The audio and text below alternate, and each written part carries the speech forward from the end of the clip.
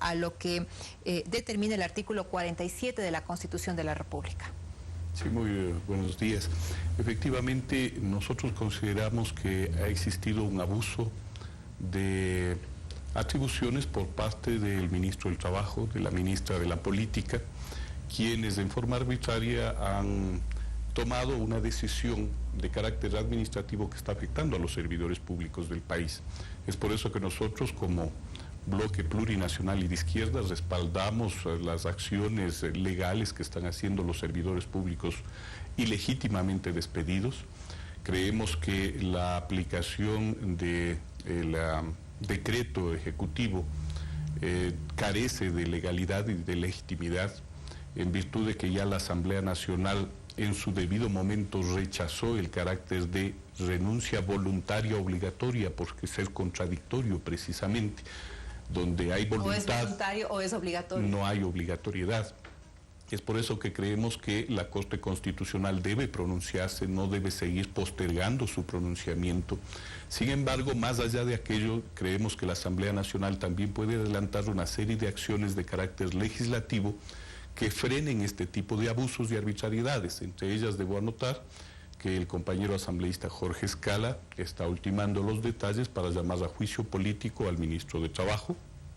El asambleísta Clever Jiménez está planteando la posibilidad de enjuiciar penalmente a la ministra Doris Solís por las afirmaciones que ha hecho en torno a que ha habido corrupción y demás por parte de quienes han sido cesados en sus funciones sin ningún tipo de evaluación, y nosotros creemos fundamentalmente de que debería, para evitar este tipo de interpretaciones antojadizas, hacerse una ley interpretatoria del artículo 47 literal K de la Ley Orgánica de Servicio Público, de la LOSEP, en el que efectivamente una vez más la Asamblea Nacional señale de que la obligatoriedad en una renuncia no existe, sino que debe haber la renuncia voluntaria con indemnización, previo pedido del funcionario y no como ha ocurrido ahora. Sin embargo, independientemente de lo que diga la Constitución y las leyes específicas del servicio público, es una potestad también del Ejecutivo tomar la decisión que ha tomado. Es una potestad en tanto en cuanto esté enmarcada dentro de la Constitución y de las leyes de la República. Yo quiero recordarle al país que ya la Asamblea Nacional, cuando trató precisamente la Ley Orgánica de Servicio Público, recibió entre las objeciones del presidente de la República esta en la que se pretendía incorporar la renuncia voluntaria obligatoria con indemnización, y la rechazó la Asamblea Nacional, esa objeción del presidente, y el presidente tuvo que allanarse frente a la insistencia de más de 93 voluntades en la Asamblea Nacional. ¿Estas son las razones jurídicas o no que ha tomado el Ejecutivo en cuanto a esta decisión con los servidores públicos? Sin embargo, vamos a los efectos. ¿Cuáles considera usted que serían las intenciones de tomar precisamente este tipo de medidas en el sector público? Mire, el Ejecutivo permanentemente ha estado manejando una agenda que busca estandarizar una serie de leyes persecutorias a todo lo que significa la institucionalidad del país. ¿Pero por qué? Un gobierno de carácter mesiánico, un gobierno de carácter caudillista, siempre le estorbarán todo lo que significan las normas y la institucionalidad. Es por eso que hace tabla rasa de lo que significa la Constitución aprobada en Montecristi, con la anuencia de los propios asambleístas de Alianza País. Es por eso que hace tabla rasa de las normas. Solo pongamos un ejemplo último: la 9ª reforma tributaria. La envía con el carácter de económico urgente, cuando no es facultad del Ejecutivo en lo que significa creación de impuestos, enviarla con el carácter de económico urgente. La Ley Orgánica de la Función Legislativa es muy clara en eso y dice que el trámite debe ser ordinario. La búsqueda entonces, ¿cuál es? De una intencionalidad política de crear, por sobre todas las cosas, temor en el sector público, amedrentar al sector privado, desinstitucionalizar el país con el objeto de seguir manejando con libre albedrío lo que significa los recursos del Estado ecuatoriano. Ahora, arquitecto, quienes desempeñan funciones de jerarquía dentro del sector público opinan que estas medidas son beneficiosas en el sentido de ir pues generando más competitividad dentro de los servidores públicos, haciendo un análisis, y por esa razón justamente se está solicitando estas renuncias y estos despidos masivos con el propósito de ahorrar presupuesto y también, pues como le decía, elevar la calidad de los funcionarios. Esas dicen ser las razones. Mire, lastimosamente ese tipo de discursos se caen solos por las contradicciones de los propios funcionarios del gobierno. Afirmaron que hicieron un proceso de evaluación y que detectaron corrupción. Cuando hay corrupción no se indemniza al funcionario corrupto, se lo castiga, se lo sanciona, y la Ley Orgánica del Servicio Público establece claramente las sanciones de carácter civil, inclusive penal, que se pueden establecer cuando existen índices de corrupción. No existe, por tanto, un sistema de evaluación. Lo que existe es una actitud de carácter punitivo con el objeto de tener amedrentado al funcionario público, de mantenerle inactivo al funcionario público en lo que significan procesos de cuestionamiento, especialmente de funcionarios a nivel de ministerios, que eso sí han demostrado incapacidad e incompetencia. Solo por ponerle un ejemplo, yo he seguido muy de cerca y planteé un juicio político en contra del ministro de Salud, Chiriboga, por incompetente, por incapaz, por ser el responsable de las muertes en los hospitales de los neonatos.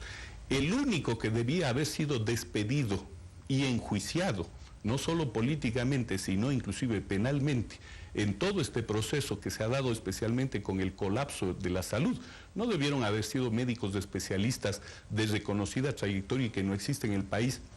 Debió haber sido este tipo de ministros incapaces, incompetentes, y que han entregado a una empresa casi fantasma el manejo de los recursos, y que inclusive disponiendo de dineros en el erario nacional asignados por existir más de 11 declaratorias de emergencias en el sector salud, ni siquiera ha sido capaz de investir en salud ese ministro. Ahora, hay que considerar, arquitecto, yo haciendo un análisis sobre este punto, que miles de estos funcionarios públicos que hoy están saliendo de sus actividades, dejando su trabajo, ingresaron con determinado tipo de gobierno en su época. Así es como se ha llenado prácticamente la función pública. No podemos desconocer este hecho a través del denominado, entre comillas, incluso palanqueo, porque muchos han llegado así a sus funciones. Sin embargo, hoy en día lo que está sucediendo, independientemente de este punto, es que si he sacado a un funcionario de su actividad, por ese mismo trabajo han puesto a 4 personas distintas y vinculadas con Alianza País. Son denuncias de muchos de estos funcionarios. Sí, efectivamente, eso está ocurriendo con el incremento de una burocracia que no es precisamente la burocracia más calificada, sino es la burocracia que está entrando por la vía de la dedocracia y no de la meritocracia, como señalaba en algún momento el gobierno nacional. Esa dedocracia hace que efectivamente con los recursos de un funcionario de carrera, de varios años de carrera, que haya sido como haya sido su ingreso, sea por un concurso limpio o no, hizo carrera, se especializó, se formó, el Estado invirtió en ese funcionario, ahora resulta que ingresan 2 o 3 novatos que efectivamente cobrarán menos, pero que le garantizarán espacios de poder político al gobierno nacional. Vamos a las consecuencias. Por ejemplo, en el sector hospitalario, si bien es cierto, han sido despedidos varios médicos que hoy son reemplazados por médicos jóvenes, y esto genera pues un poco de preocupación en cuanto a la calidad de el ejercicio de esa actividad en cualquier tipo de función pública que se trate, en este caso la salud. Por ejemplo, las salas de emergencia de los hospitales están carentes precisamente de médicos por este tipo de situaciones que están ocurriendo. Vamos a analizar las consecuencias al país. El Ecuador está en un estado de indefección en cuanto a derechos, y uno de los derechos más afectados en el Ecuador es el derecho a la vida. ¿Por qué? Porque no le están dando un legítimo tratamiento a lo que significa los aspectos relacionados con salud y con educación. Son los sectores más desprotegidos precisamente ¿por qué? Por la aplicación de políticas del gobierno de carácter clientelar y no de cumplimiento de la Constitución. Si hubiese cumplimiento de la Constitución, por ejemplo, no tendríamos tantos profesores contratados y sin nombramiento pese a haber ganado concursos.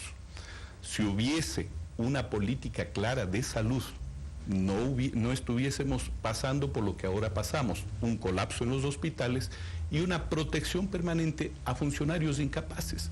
Recordemos que la mayor protectora del actual ministro de Salud, la señora directora del hospital de Guayaquil, el Gilbert creo que es el nombre, está ya procesada por ser la principal responsable de las muertes de los neonatos. Sin embargo, a esa funcionaria no le despiden. Esa funcionaria sigue en un alto cargo precisamente porque debe blandir con mucho entusiasmo las banderas verdes de la Revolución Ciudadana. Asambleísta, queremos aprovechar este tiempo y espacio de entrevista también para topar otros temas, como habíamos indicado en el inicio, pues abordar un poco sobre la agenda legislativa que se está desempeñando al momento. Y si bien es cierto, la Asamblea durante esta semana trató temas vinculados con la salud, como por ejemplo las enfermedades catastróficas, y dentro de ello usted lleva adelante un proyecto de análisis al interior del ente legislativo relativo a la protección de enfermos con epilepsia. Si bien es cierto, estamos hablando de porcentajes reducidos de la población que adolecen de este tipo de males, sin embargo, es importante considerarlos, tomarlos en cuenta y también pues trabajar en este punto. Bueno, mire, yo creo que hacer que la Constitución aterrice en leyes que protejan a las personas que más lo necesitan es realmente prioritario para el Ecuador. Es por eso que, así como critico duramente los errores que comete el gobierno nacional, yo, por ejemplo, puedo aplaudir la iniciativa del vicepresidente de la República en torno a lo que significa impulsar la ley que protege a las personas con capacidades especiales. Ayer, por ejemplo, con entusiasmo apoyamos todo lo que significa la ley que protege a las personas con enfermedades catastróficas, porque ese era otro de los pretextos del ministro de Salud, precisamente para dejar que mueran mucha gente en forma infame por la despreocupación del gobierno nacional. En cuanto a la ley que yo estoy impulsando de protección a los enfermos con epilepsia, no es una población marginal, son 300.000 ecuatorianos. Es un gran porcentaje. Es un alto porcentaje. Ajá. Y el grave problema es que es una enfermedad que, entre otras cosas, sufre dos líneas, digamos, de discriminación. La una de carácter social, porque pese a ser una de las enfermedades más antiguas, es una de las enfermedades que causa, si se quiere, más resquemores sociales por la ignorancia, por el desconocimiento. Mucha gente cree que está un enfermo con epilepsia, no sé, poseído por el demonio y una serie de cosas de estas que agravan los cuadros de la gente con epilepsia.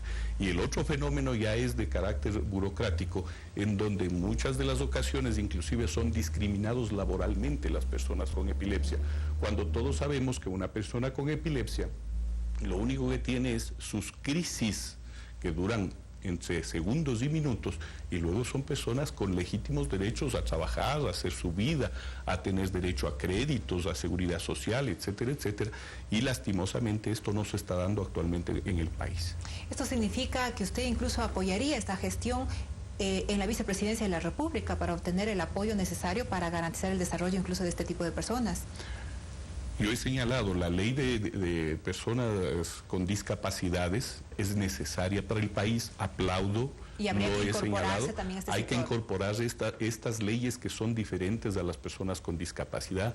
Recordemos que la persona con epilepsia no es un discapacitado, tiene una enfermedad que perdura en el tiempo, que puede desaparecer con un tratamiento adecuado, pero que lastimosamente se desconoce y no se atiende en el país actualmente. ¿Estos porcentajes que usted ha señalado, asambleísta, pueden ir creciendo, pueden ir incrementándose en el país? De hecho, crecen y se agravan. La mortalidad de la gente con epilepsia en el Ecuador es 2 veces mayor que la mortalidad normal, producto de la no atención adecuada a los enfermos con epilepsia. ¿Se puede prevenir? ¿Esto quiere decir? No, lo que yo puedo afirmar es que con un tratamiento adecuado, ya que apenas del 50% de la población que padece epilepsia tiene un tratamiento adecuado, con un tratamiento adecuado se le puede dar una mejor calidad de vida a los ecuatorianos. Con un tratamiento adecuado inclusive se puede llegar a curar un enfermo con epilepsia. En tal sentido, yo creo que es fundamental para el país que impulsemos este tipo de procesos que garantizan los derechos a la vida y a la salud y por sobre todas las cosas a que los ecuatorianos nos veamos en iguales condiciones todos. Y qué bueno que la Asamblea Nacional esté preocupada también de este tipo de temas a través de su gestión asambleísta. Pasemos también a revisar otros temas porque se está tratando las reformas a la Ley Orgánica de la Función Legislativa y cómo avanza este proceso. Bueno, sí, eso ya parece el cuento del gallo pelón, ¿no? Así es, de nunca acabar. De nunca acabar, permanentemente decimos ahora sí, ahora sí.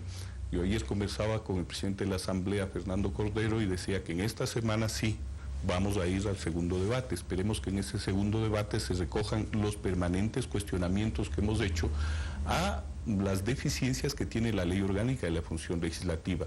Deficiencias que han marcado el que la Asamblea Nacional en estos 2 primeros años de ejercicio de funciones, entre otras cosas, esté castrada en el ámbito de la fiscalización. ¿Por qué? Porque hay un bloqueo sistemático tanto en el CAL como en la Comisión de Fiscalización para poder ejercer la fiscalización en forma adecuada. Y además, que la ley orgánica de la función legislativa recupere la capacidad legislativa de la Asamblea Nacional, porque hoy está atada a un cordón umbilical de lo que significan las prioridades de agenda legislativa que establece el Ejecutivo y deja el resto de prioridades que tienen legítimo derecho a ejercerlo los diferentes asambleístas, marcando una agenda que cubra todos y cada uno de los ámbitos. En algo hemos corregido ya en el CAL. Ahora que aprobamos calificamos cerca de 83 iniciativas legislativas que las hemos distribuido por temática a cada una de las 12 comisiones especializadas. Es decir, que a las claras, asambleísta, las reformas a la ley orgánica de la función legislativa no avanzan por intereses y por temores. No avanzan no solo por intereses y por temores, sino por cálculo político. Recordemos que Alianza País está buscando de alguna manera blindar a todos los funcionarios de alto nivel que ha tenido el gobierno nacional y que se les ha demostrado que han sido ineficientes, incapaces y corruptos, y que lastimosamente con este blindaje lo único que buscan es dar la imagen de que en el Ecuador todo está bien, de que la revolución ciudadana, como ellos lo dicen, avanza, y que en realidad no es simple y llanamente lo que en realidad ocurre en el Ecuador, un pantallazo de propaganda millonaria a través de la cual nos quieren vender una idea de un país maravilloso. Usted también, asambleísta, está empeñado en analizar, en dilucidar y avanzar en otros temas como el vinculado con los límites territoriales, porque existen conflictos de territorio entre parroquias, cantones, provincias, y es necesario resolver justamente estos aspectos que marcan la territorialidad de cada una de estas jurisdicciones. ¿Cómo está avanzando este proceso? Sí, ese es un mandato constitucional que debió haberse ya inclusive, yo diría, evacuado de manera definitiva esa ley. Lastimosamente, los crasos errores cometidos por el Ejecutivo en un proyecto de ley que en lugar de solucionar los problemas los conflictuaba más, han hecho que esto se retrase. Sin embargo, podemos hoy afirmarle al Ecuador que estamos en condiciones de entrar a debatir la ley de límites que establezca un proceso metodológico que busque solucionar los conflictos, como usted lo había señalado, a nivel de parroquias, de cantones, de provincias, y cuando existan las regiones, de regiones. Un proceso metodológico que garantice, entre otras cosas, los derechos de heredad histórica territorial de las provincias y no se vaya torciendo por intereses particulares determinados límites en provincias que crearían más conflictos y no las soluciones que necesitamos para una adecuada planificación del país. Estos y otros temas que son analizados al interior del ente legislativo a través de una agenda, la misma que usted tiene reparos, asambleísta, en la forma como se la maneja. ¿Por qué?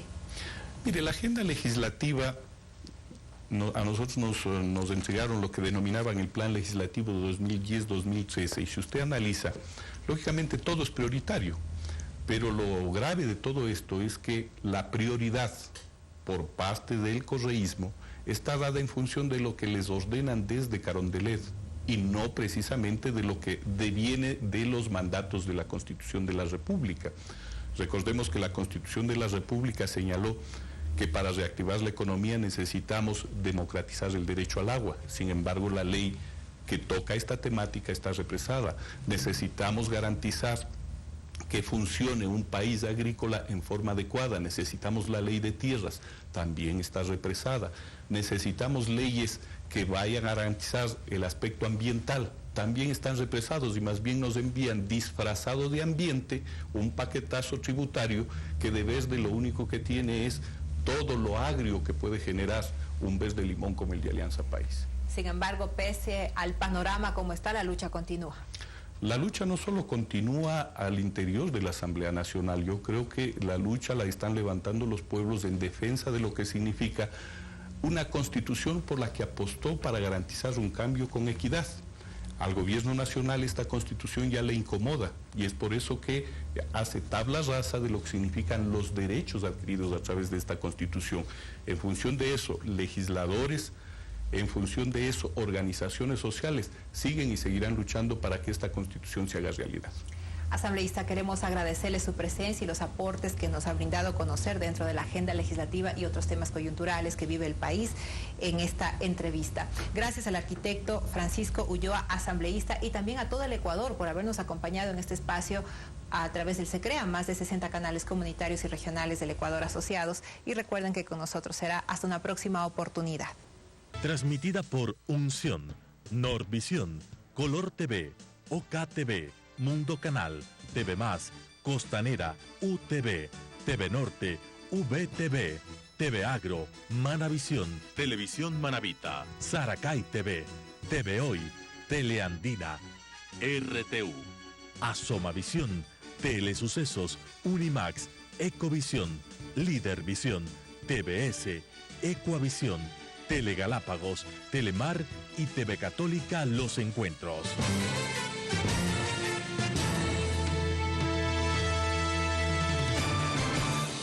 Canales comunitarios regionales del Ecuador asociados. SECREA presentó Realidad Nacional.